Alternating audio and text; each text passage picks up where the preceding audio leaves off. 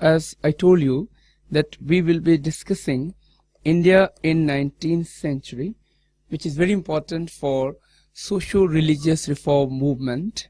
We know that there are two types of problem in 19th century India. One was general and one was specific.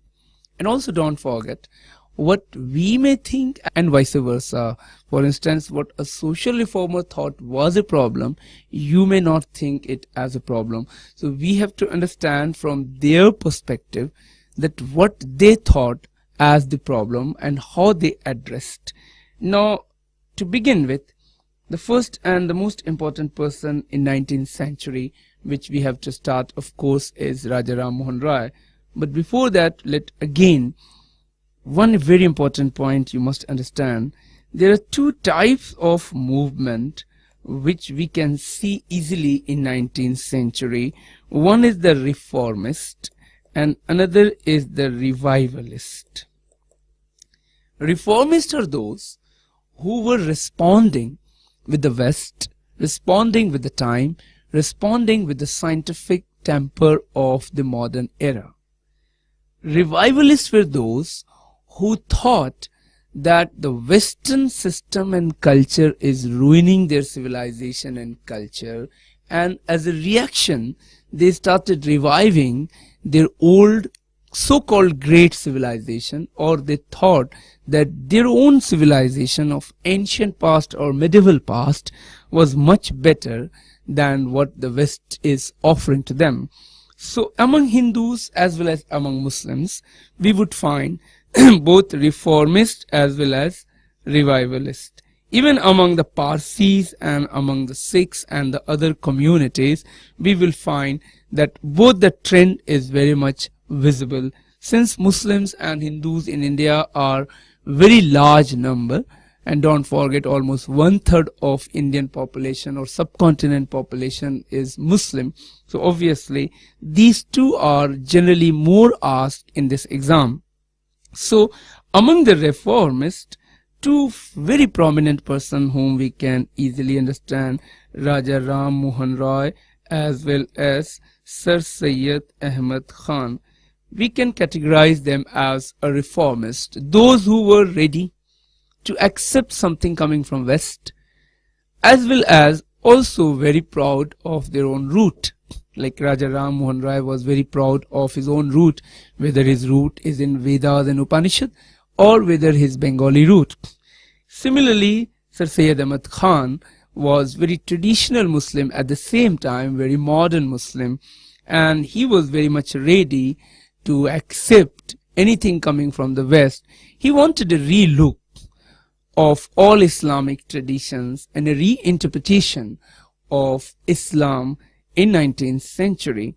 So we easily as reformist. On the other hand, we also find both among Hindus and Muslims a group who were reacting against the West. And they claim that nothing is good in the West. Anything which happened good first happened in their civilization, first happened in their culture. So a new wave of revivalism started in 19th century, especially in the second half of 19th century. Among the Muslims, it started little earlier, and the two prominent groups which we can say as those who started revivalist movement, one was the Wahhabi movement of the Muslims, which started in the very early 19th century, and one is the Arya Samaj among the Hindus, which started in the second half of 19th century. Now both had a strong feeling against West. They rejected anything and everything which is coming from West, and as a reaction their movement started.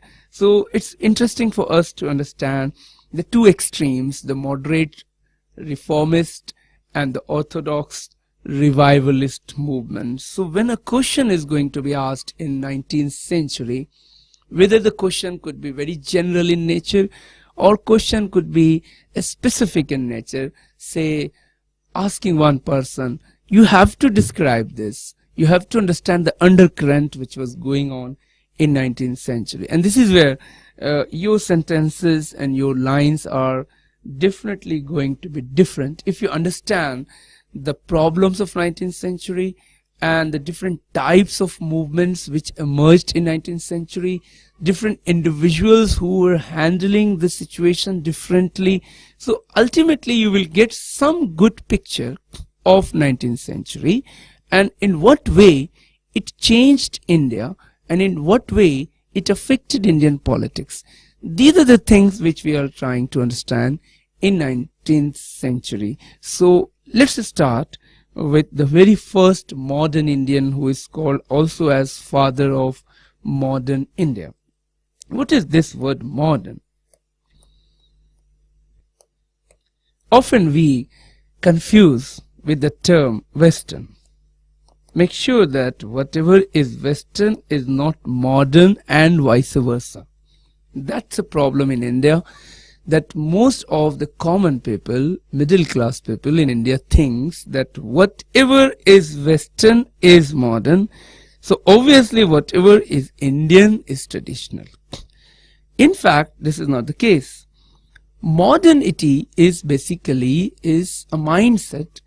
It all starts from your thinking process. When you think rationally, when you question something and then accept it, it is modern. When you apply your mind before adopting any tradition or anything in your life, this is modern.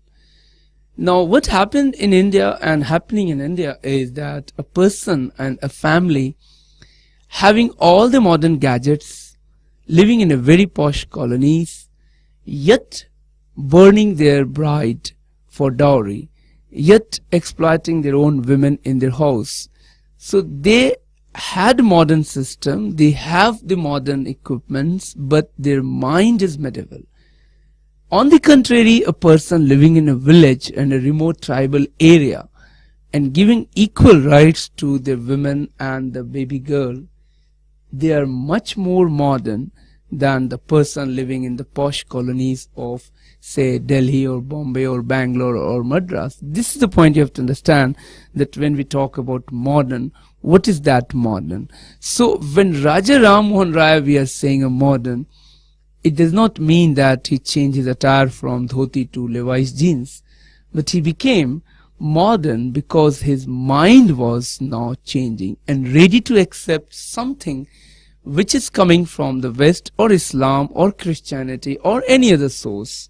So for understanding this, you have to understand that the ideas which were influencing these people, for Raja Ram Mohan Rai, as we know, that he was a very well educated man, and not only in modern languages, but he also learned the classical languages. For instance, he learned Arabic, he learned Persian, he learned Sanskrit, he learned Hebrew.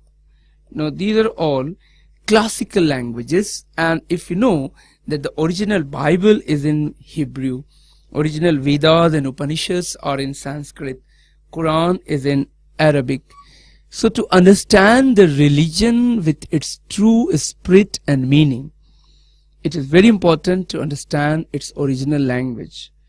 And don't forget that most of the books in ancient time, especially in India, like Vedas, are poetic in nature. And when you translate a poem in any other language, then it loses not only its meaning, but of course its charm. So it can be only understood and enjoyed in its original language. And that is why Raja Ram Mohan Rai gave emphasis that how it is important to learn a religion through its original language. So after learning this, he had a better knowledge about, say, what is called today as Hinduism. He had a better knowledge about, say, Christianity, about Islam, and he was ready to accept the good thing from all, or what he thought is fitted for India. For instance, the humanity aspect of Christianity influenced him.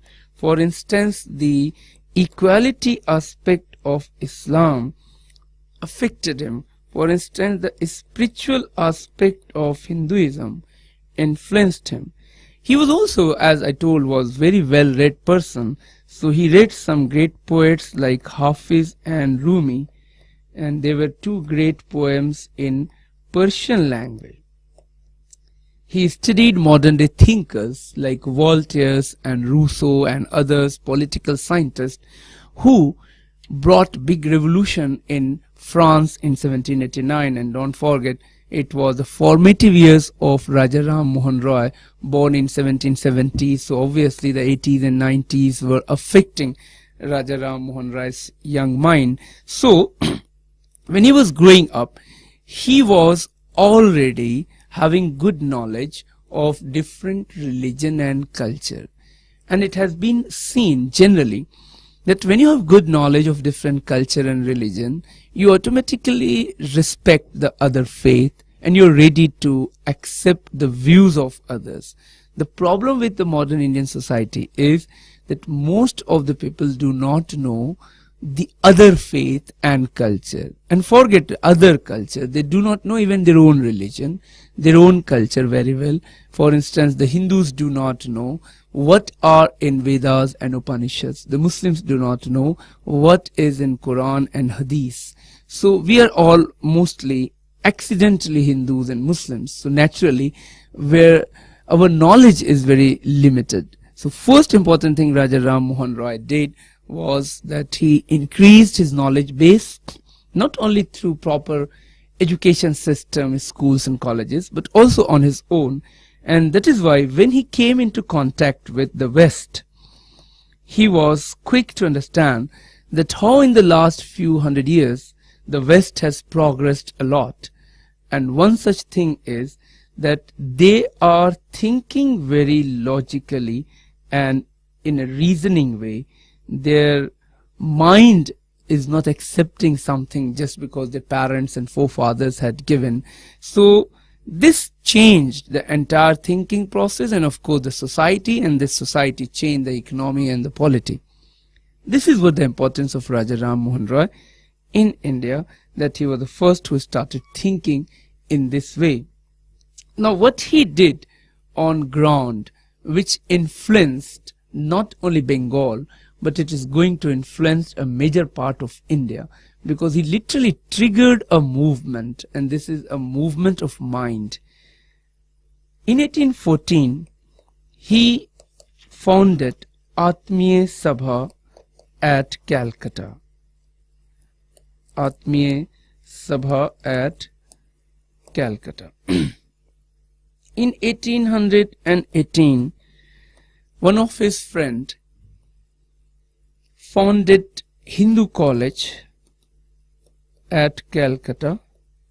David Hare was the name of the man who was an Anglo-Indian who founded this Calcutta, and Raja Ram Mohan Roy taught here history and literature.